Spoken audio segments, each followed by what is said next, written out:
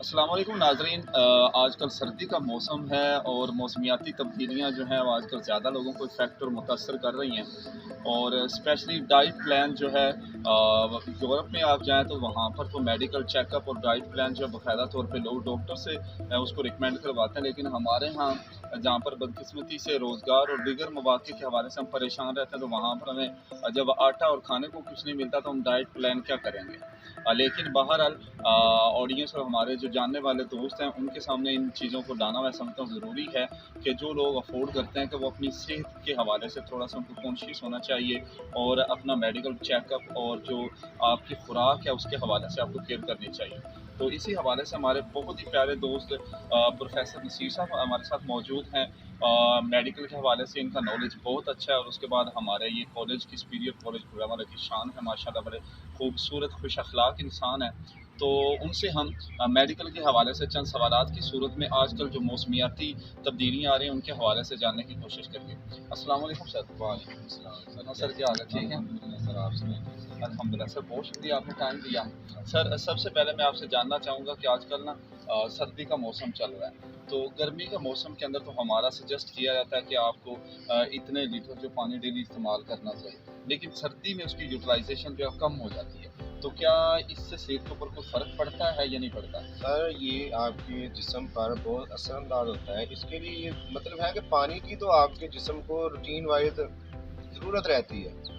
अगर आप गर्मियों में पानी पीते हैं, गर्मियों में हमारा जो असल पानी पीने का तरीक़ेकार ठंडा या ठंडा पानी इस्तेमाल करते हैं, तो गर्मियों में भी ऐसा है तो सर्दियों में हम कैसे करेंगे? हालाँकि गर्मियों में भी हमें नॉर्मल पानी पीना चाहिए और नॉर्मल पानी जो है वो हमारे जिस्म की जितनी मतलब ज़रूरियात है उनको उसके मुताबिक होता है और ज़्यादा पिया जाता है। अगर ठंडा पानी पिएँगे उससे क्या होगा, हमारा जो स्टोमच है मैदा है वो एकदम से ठंडा हो जाएगा। उससे क्या होगा, फिर वो जो अब्ज़ॉर्बिंग करता है जैसे हाज़मा है, तो मैदे की बहुत सारी बीमारियाँ पैदा आप देखें कि ये जो टेम्परेचर पर चलता है, हमारे जिस्म का जो टेम्परेचर है वो 98.6 है, ठीक है ना? 98.6 जो हमारा टेम्परेचर है नॉर्मल बॉडी। हाँ जी, नॉर्मल बॉडी का। तो इसको मेंटेन रखने के लिए हमें फिर पानी भी वैसा ही पीना चाहिए, नॉर्मल पानी पीना चाहिए। और सर्दियों में ख़ास तौर पर हमें गर्म पानी जो मतलब जिसे हम कहते हैं कि हाफ़ बॉयल पानी या थोड़ा सा गर्म पानी इस्तेमाल करना चाहिए। उसका इस्तेमाल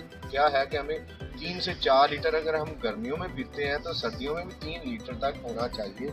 उससे ये हमारे जिस्म का जो खून है ना वो पतला रहेगा। अच्छा सर, एक ना लोग कहते हैं कि पानी ही पीना चाहिए, तो उसके अंदर जो लिक्विड हम किसी सूरत में चाय की सूरत में ले लेते हैं, दूध की सूरत में ले लेते हैं, सर्दियों में लोग कावा शौक से पी लेते हैं, क्या ये भी पानी की जगह पे कमी पूरी करेंगे? जी, कैल्शियम है, दूध में कैल्शियम है, तो कैल्शियम ज़ाहिर सी बात है आपके जिस्म के अंदर जो कमी पेशी है उनको बराबर करेंगे, मेंटेन रखेंगे।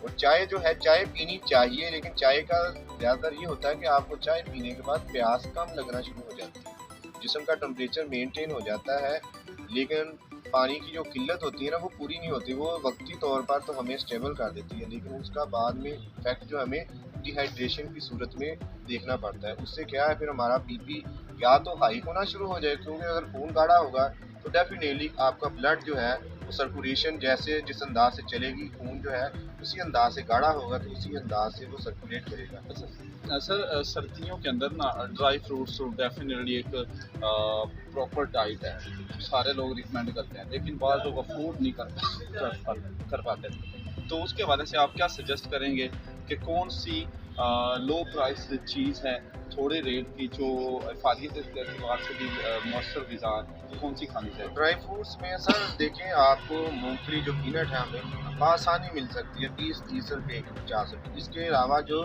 ब्लैक भुने हुए चने हैं तो वो भी डेफिनेटली वही काम करते हैं। ज़रूरी नहीं है कि हम काजू बादाम पिस्ता वगैरह खाएंगे तो तभी हम जाकर अपने मतलब अपने आप को बेहतर फील करेंगे। तो ये लो प्राइस चीज़ें हैं जैसे मूंगफली है और काले चने हैं, इनको बनवाकर या मकई के दाने हैं, ये हमारे लिए बहुत बेहतर है। हमारे जिस्म की जो ज़रूरियात है कमी बेशी उनको पूरा करते हैं। तो आप थोड़े बहुत लो प्राइस में 20-30 रुपये के रोज़ाना की बुनियाद पर खाएँ तो आपके जिस्म की वो जो गरीबों का निज़ाम है वो बेहतरीन चल सकता है और बड़ा ज़बरदस्त है। अच्छा सर ना सर्दी के मौसम में एक आदत हमारी कि कपड़े हम ज़्यादा से ज़्यादा गर्म पहन लेते हैं और बाज़ लोगों की आदत होती है वो सोने के लिए भी ना वो कपड़े उतारते नहीं, वैसे ही पहनते सो जाते हैं। क्या सेहत के लिए ये चीज़ मुज़र है? सर ये नुकसानदेह है, आपके जिस्म के जो मसाम हैं वो बंद हो जाते हैं, और जब मसाम बंद होंगे तो ज़ाहिर बात है उसका इफेक्ट जो है आपके स्टोमच पर, आपके ब्रेन पर जाएगा। मसाम बंद हो गए, जिस्म उतना ही मतलब लूज़ हो जाएगा। तो इन मसाम के ज़रिए जो है ना नमी हमें मैसर होती है, जो हमारे जिस्म के टेम्परेचर को मेनटेन रखने के लिए होती है। अगर रज़ाई में आप सॉक्स वगैरह पहन कर सो जाएंगे या ऐसे गर्म कपड़ों में सो जाएंगे तो ज़ाहिर बात है आपके जिस्म की जो ज़रूरियात है वो पूरी नहीं होंगी। तो आप देखें कि हम 45 सेकंड तक जो है बगैर सांस लिए खड़े हो सकते हैं, ठहर सकते हैं, बगैर सांस लिए गुजार सकते हैं। लेकिन वो क्या सूरत होगी, उसके लिए हमारे फिर बाकी जिस्म के जो आज़ा हैं, उनके मसाम हैं, वो उनके ज़रिए ऑक्सीजन जो है वो हमारे जिस्म को पहुंचती है, और इस दौरान हम अपने आप को मतलब बेहतर रख सकते हैं, ज़िंदा रख सकते हैं। अगर देखें हम मसाम भी बंद हो जाए तो हम तो चंद सेकंड में मतलब वो अपना स्टेमिना लूज़ कर देंगे, और ज़ाहिर बात हमारा सांस जो है वो टूट जाएगा और हमारी ज़िंदगी ख़त्म हो जाएगी। अच्छा सर, ना सर्दी के मौसम में अक्सर बेहतर हम देखते हैं लोग जो है ना आग जला के उसको ताप पे सेकते हैं, तो क्या ज़्यादा आग जो है उससे हरारत हासिल करना या उसके करीब ज़्यादा देर रहना ये सेहत के लिए मुज़र नहीं? सर ये मुख्तलिफ कंडीशंस होती हैं। देखें हम अगर अचानक सर्दी से गर्मी में आते हैं तो वो हमारे जिस्म के लिए बेहतर होगा। अगर आप अचानक से गर्मी से सर्दी की तरफ जाएंगे तो आपके जिस्म में जो है ना खून है वो जमना शुरू हो जाएगा, गाढ़ा होना शुरू हो जाएगा। तो इसके लिए ये जो आग है बेहतरीन चीज़ है, इसको सेकें लेकिन इतना करीब ना जाए कि आपका टेम्परेचर हाई हो जाए और आपके जिस्म को पानी की ज़रूरत है। और ख़ास तौर पर गैस से तो परहेज़ चाहिए, गैस से बचना चाहिए, क्योंकि वो हाइड्रोजन होती है और हाइड्रोजन जो है वो ऑक्सीजन को ख़त्म करती है। अगर आपने कमरे में बैठना भी है ना तो उसके लिए पानी, एक बाल्टी पानी लाजमी रखें। हाइड्रोजन और पानी जो है वो मिलकर ऑक्सीजन बनाते हैं, तो इससे कमरे में ऑक्सीजन की कमी नहीं होती। सर ना आजकल हमारा एजुकेशनल सिस्टम जो उसके अंदर ना टेस्ट सेशन चल रहा है, तो बच्चे जो है ना वो दिमागी कमज़ोरी की शिकायत होती हैं, वो कहते हैं मुझे याद नहीं होता, सर दर्द करना शुरू कर देते हैं। तो इसके लिए कौन सी डाइट आप सजेस्ट सर इसके लिए जो हमारे दिमाग जो है ना जिस्म का मेन हिस्सा है, मेन पार्ट है, तो इसमें विटामिन ई होते हैं। विटामिन ई के मतलब ऊपर डिपेंड करता है। इसके लिए बेहतरीन तरीक़ाकार है, ये भुने हुए चने बाज़ार से भी मिल जाते हैं, घर में भुन सकते हैं, या आजकल जो हमारे वो मतलब बनाते हैं खाने पीने की चीज़ें, उसमें पिनिया है, ये इसके शास्ता है और चनों की बर्फ़ी है, दाल की बर्फ़ी है, मूंग की चीज़ें हैं। तो ये इस्तेमाल करेंगे, इससे इनका दिमाग तेज़ होगा और दिमागी कमज़ोरी नहीं होगी और हाफजा भी बढ़ेगा। अच्छा सर, ये हार्ट के पेशेंट और ब्लड के पेशेंट्स इसके बढ़ने की क्या वजह बनता है?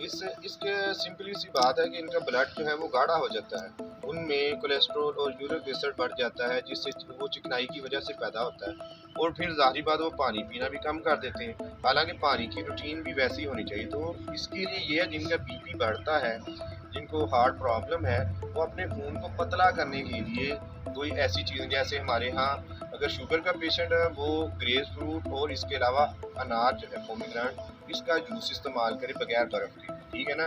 अगर किसी का अकेला मतलब एक ही मसला है, सिर्फ ब्लड का है, ब्लड हाई होता है, बीपी जो उनका हाई होता है, तो उनके लिए वो जो तुच्छ चीज़ें हैं उनको पानी में इस्तेमाल करके मतलब लें, पानी में डालकर, तो उनके लिए वो ज़्यादा फ़ायदेमंद होगा। इसके लिए अगर वो कोई देसी नुस्खे के हवाले से है तो उनके लिए आसान है, लहसुन है, ठीक है ना।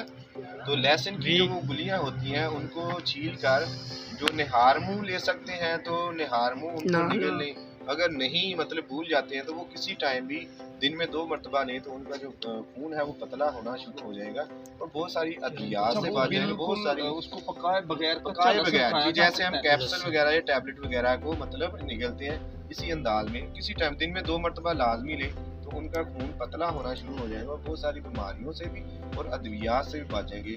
अद्वियात हमारे लिए फ़ायदा मंद है, एक तरफ हमें फ़ायदा दे रही होती है और दूसरी तरफ हमें किसी न किसी सूरत में कोई ना कोई किसी और मर्ज में मुब्तला कर देती है। जो अल्लाह ताला की पैदा करदा चीज़ें मिट्टी से पैदा हो रही हैं, वो हमारे लिए फ़ायदा मंद है, सूदमंद है।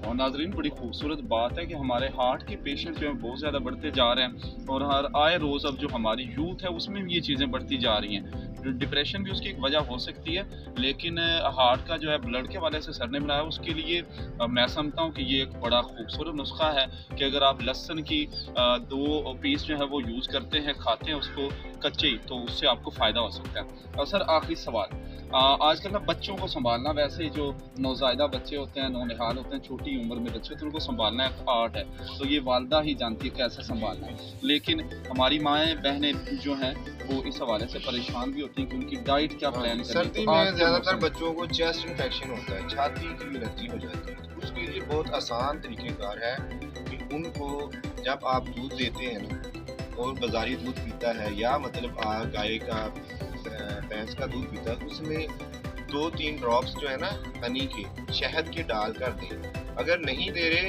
या दूध वो नहीं पीते, तो ऐसा करें कि जो आपने शहादत की उंगली के साथ है ना, थोड़ा सा शहद लगाकर उनकी ज़ुबान पर लगा दें या उनके तलवे को लगा दें, जिससे वो बच्चा है ना उसको चूस लेगा। उसके जो लंग्स है ना, फेफड़े हैं, उनकी नालियाँ जो खुली रहेंगी।